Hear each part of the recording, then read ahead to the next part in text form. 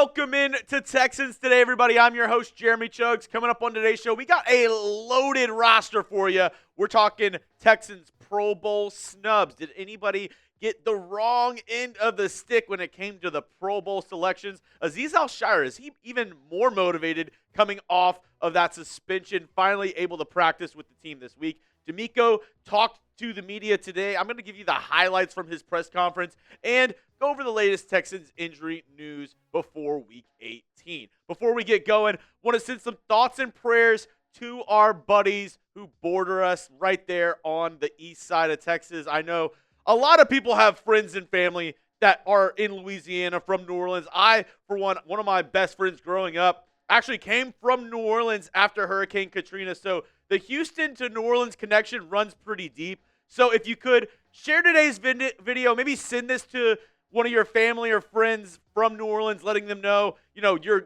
wishing them your thoughts and prayers, you're thinking about them. Because like I said, the connection between Houston and New Orleans runs pretty deep. And I kind of think of them as like that annoying brother, sister, whatever kind of, situation right there where, I feel like most people from Houston know somebody or are friends with somebody from New Orleans. So I just want to say from the bottom of my heart, I'm thinking about everybody in that area. Hopefully y'all are okay and wishing y'all, more peace of mind going into 2025. That's an awful way to start the new year. And just know Houston's got your back as always. We're right there behind you, and we're sending our thoughts and prayers your way.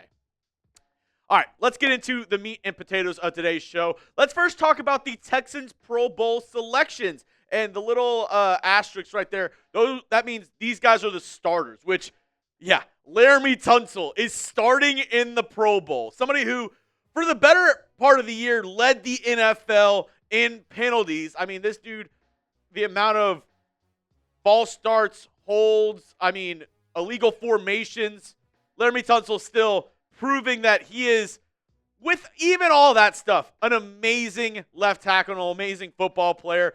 He's a starter for the Pro Bowl this year. Same with Derek Stingley, much earned from Sting this season. He has been one of the best corners in the NFL. I wouldn't be surprised if Stingley also gets all-pro honors this year in the NFL. Also, some starters, Nico Collins, Joe Mixon. Well, how do wide receiver go starters, right?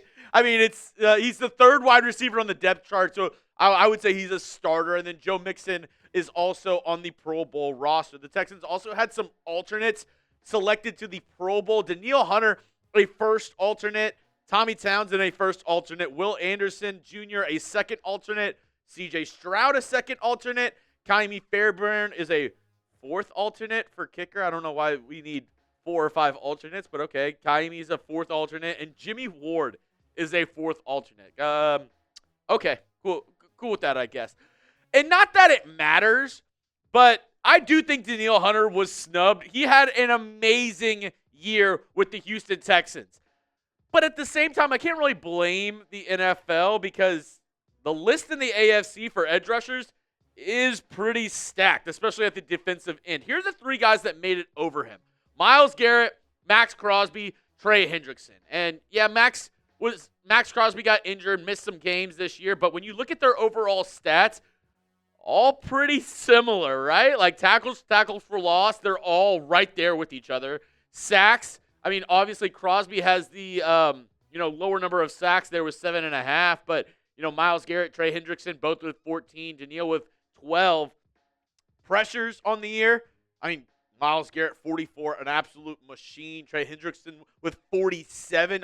He might be the best defensive end all this year in all of football, Trey Hendrickson. He's had a monster season. And then Danielle Hunter right there. So you look at how all the numbers stack up. Yes, does Danielle Hunter deserve to be a Pro Bowler? Does he deserve to be in that top 3? Yes. But being the first guy out, I understand how they did it. If I had any qualms, I would say, Max Crosby injured, play less games. The numbers weren't quite there. So I would have given Danielle Hunter the nod there. But, I can't take anything away from Max Crosby. That dude's an absolute beast as well. So it was a tough decision when it came down to it. But that's the one Texan where I was like, I think he may have deserved it. Also, Kamari Lassiter as a rookie, I think he deserves a little bit more respect than what he's getting in as well. But regardless of all that, let me know down in the comments section. Do you think any Texans were snubbed from the Pro Bowl this season? Let me know down below. This is going to be the pinned comment on today's video, so if you get hit with the YouTube ad break, perfect timing. Scroll on down and give me your thoughts. Were any Texans snubbed this season? Next up, let's talk about Azeez Al-Shaair coming back. And he has a new outlook on football after the suspension. I know it was a rough couple weeks for Azeez after the suspension came down after his hit on Trevor Lawrence in that Jacksonville Jaguars game. This is exactly what Azeez had to say, though, on the situation. The things that you can think when somebody says they're in a dark place, as dark as you can go, is where I was, truthfully. I really had a moment of, there's no way I can go out and play football again if this is how people that I work with view me. I had so many people saying so many negative things, and to see people that were happy to see me and were happy about my presence, I think that's the kind of, like, that snapped me back. Like, regardless of what's being said, you know who you are and just lean into that. And from there, just crawling myself out of that place. So obviously, the suspension took a major toll on Azeez's mentals, but I'm just glad Texans fans were there to have his back, and his teammates, the coaching staff, the whole front office, everybody kind of lockstep had Azeez's back, because obviously we all knew the hit was warranted for some sort of penalty. It was a hit on a quarterback that was sliding. But we all know that also Azeez is not that type of person. He's not a malicious intent person where he's going out trying to hurt people, trying to, put people on IR. That's just not who he is. That's not his game. And having the people that are closest to you, your teammates, your coaching staff, this front office, all have your back, really, I think, reassured Azeez that, he's in the right place with the Houston Texans. And he's a defensive leader for this team. Whenever he's on the field, I know we all look at, Derek Stingley, the two defensive ends on the defense. But Azeez really is the guy who's kind of putting everybody in place and making sure everybody's in the correct position pre-snap. And something that we missed a ton up against the Baltimore Ravens was just that sort of leadership. So I'm so excited to see Agent Zero back there on the field. I'm glad. I know he went out to a Texans watch party with a bunch of other Texans content creators down in Houston, and that probably helped him as well, seeing a lot of fans, seeing a lot of people having his back, as well as the people that reached out to him on social media. So I'm just glad that he's in a better place and he's ready to come back and help this team towards the end of this season. Now, coming up, more about, DeMeco Ryans. He had some stuff to say about Azeez Al-Shaair, talking about how excited he is to have him back. He also mentioned some stuff with the Texans injury report, which we'll get into in just a moment. But couldn't do today's show if it wasn't for our amazing sponsors over at Prize Picks, America's #1 daily fantasy sports app out there. All you got to do, choose 2 or more players with their stat projections, go more or less, and watch the winnings roll in. Get in on the daily action with your friends and become part of the Prize Picks community today. And it's not just football, folks. It's also college football. They also have basketball, baseball, hockey, MMA, which I like from time to time. All those available and more over at Prize Picks. And it's playoff time.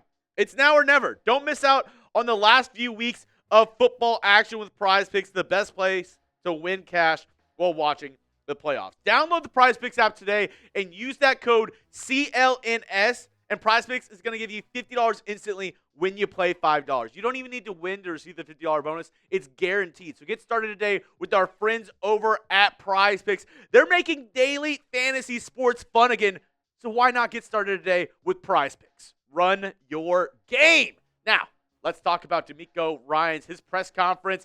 These are some of the highlights that I kind of picked out from it. First up, he's talking about the new Texans weapon in Diontae Johnson. Kind of an update talking about him and how he's kind of gelling with this team. And all signs look good for Diontae Johnson going into Week 18. Excited to see him out there wearing the number 82. Here's what DeMeco had to say. He's picking it up pretty fast, and we'll try to put him in situations where we can utilize him and utilize his strength. So, obviously, with the Texans wide receiver room where it is right now with all the injuries, a very welcome sight with some fresh blood in Diontae Johnson to get CJ another target out there. Nico Collins can't do it all by himself. So another guy in the wide receiver room that can make plays, a very, very good thing for this Texans offense moving forward. Something that might not be as good. The Texans offensive line could be going through more changes throughout the week. I mean, we know Shaq Mason is injured right now, but DeMeco Ryans said this O-line's not set whatsoever, and it is fluid. It is going to be changing week to week. This is exactly what he had to say. We'll see different guys in different spots and still just trying to make sure we get our best guys out there to help us. So obviously, Shaq Mason still on the injury report. Juice Scruggs, though, back at practice. He had played left guard before. I'm going to say not that well. I don't think he was very good at guard this season for the Houston Texans. Tytus Howard is at that left guard spot now. So I do wonder, do they move Juice Scruggs to right guard? Or do they keep Kendrick Green there? Because Kendrick Green, he's been okay. Obviously, the Texans didn't do good against the Baltimore Ravens, but I don't know if Juice Scruggs is that much better than him at the right guard spot. I don't think they're willing to move Tytus Howard from that left guard because Blake Fisher playing right tackle has been a decent addition on that side. I don't know who the best five is right now because the Texans' offensive line is not looking too hot as of right now. But let's get into this last topic that DeMeco got into, the expectations for Week 18 up against the Tennessee Titans, and really just moving forward for this Texans team because DeMeco straight out acknowledged that this team has been in a slump, but he also gave some reasoning to why and kind of gave his thoughts on the whole philosophy of this team moving forward and how we should feel about them. This is what DeMeco had to say. I think one thing I've learned about our team is our guys, they continue to be tight. They continue to grow tighter as the season grows longer. We've been at it longer than anybody, with the Hall of Fame game starting out earlier than everybody, which is true. The Texans did have, thankfully, one more preseason game. He went on to say this: we're learning how to win games in different ways and fashions. That's where we are as a team. That's what it takes in this league to have that resilience, and that's what I think our team is. I've learned our team is tight. Our team has the resilience that we need to have to be a good team moving forward. And overall, I mean, I don't know what we wanted DeMeco to say. Obviously, he knows, the whole team knows that the gameplay over the past 2 weeks has been somewhat unacceptable, especially that Christmas Day game. That was a flat-out embarrassment for Texans fans. Everybody who bought tickets to that game, I'm sorry that you had to witness such an awful game. Hopefully the Beyonce halftime made up for it. I don't know. But the way this team has played has been god-awful. But a couple points that he made in there that, do kind of make sense. Obviously, this Texans team has been at it for a while. They played an extra preseason game in that Hall of Fame game. Also, they had a late bye. They had Week 14 as their bye week. So they had 13 grueling weeks of football before they got any semblance of rest. And then right after that rest, they had to play 3 games in 11 days, which maybe looking back, maybe as we move forward, the NFL schedule makers can resolve that in some way, because I just think that is horrible for player safety and making sure that the best product out there is on the field. I don't know if that's the case whenever you have guys playing 3 games in 11 days and the toll that puts on their bodies.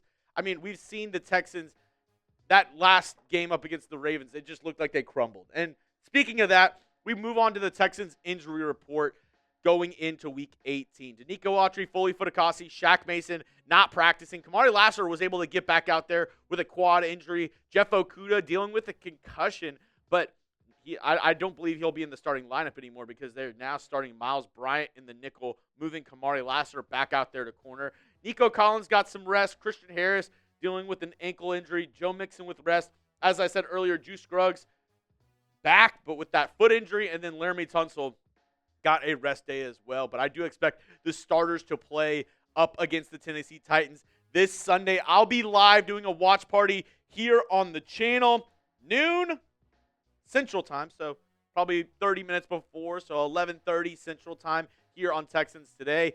I know the Texans have nothing to gain from a win here, but I need to see something from this team. I want to see some fight. I want to see some semblance of hope going into the playoffs, because the past 6 quarters that the Texans have played, they have not been it. They have not been good football. And I really want to see this team turn it around to give this city some hope, to give this city some energy, some life, some juice, that we feel somewhat confident going into Wild Card Weekend. Because I would bet right now, if you polled most Texans fans, there's not a lot of confidence going into the playoffs around this team. So maybe they can change that this Sunday. Make sure you are here. Make sure you're subscribed and join us for our live watch party.